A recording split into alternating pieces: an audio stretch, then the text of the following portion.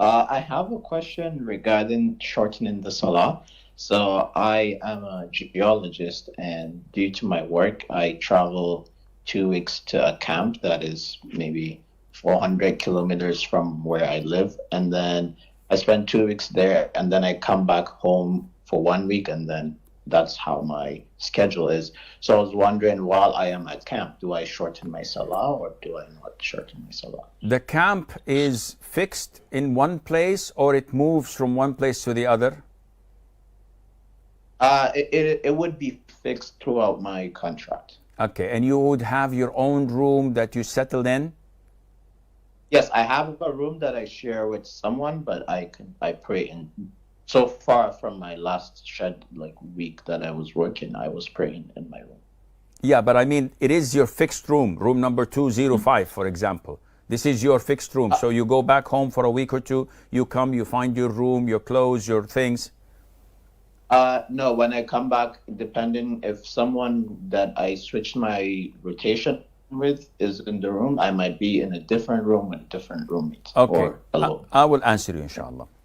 The rule of thumb is that whenever a person leaves his hometown's border or city limits on a journey, and 400 kilometers is a distance of a journey, then this person is labeled and classified as a traveler.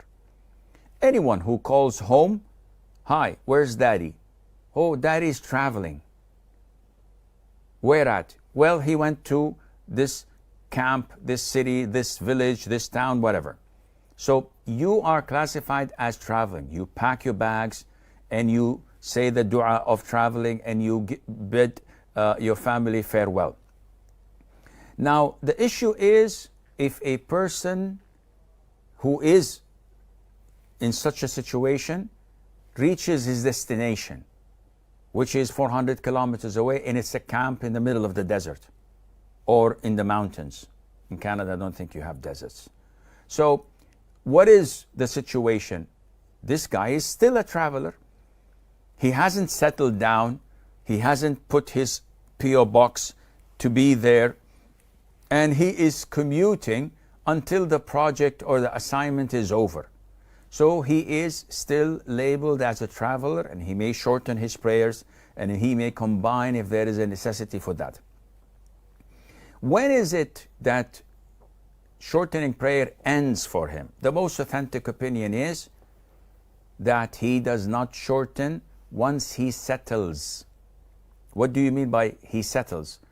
If I work in a city and every couple of weeks I go for the weekend to my wife and kids and my family in my hometown, and then I travel for another 2 weeks or 3, and I have a house there, and I'm settled there, and I work there. Now this, I wouldn't be considered to be traveling. My hometown, I have to pray full prayers and I cannot combine. But when I go to this new location, location B, which is actually where I work, and I may stay a lot of the month, sometimes more than what I spend in my hometown. In this case, I'm also had settled in that B location, in the second location, which means that I can only shorten when I travel between these two cities or two locations. Once I reach my workplace, then I have to pray normal. Why? Because now I'm settled. I have my house, I know the times of prayers, I go to work, I sleep, I nap, it's like my home. I'm settled. Unlike someone who goes to a camp, and the camp is in the desert, and he doesn't have a fixed place, and he moves from one room to the other depending on the need. And he knows that this is a project that will soon end, and then he will be relocated somewhere else. That would be a traveler, and Allah Azza wa Jal knows best.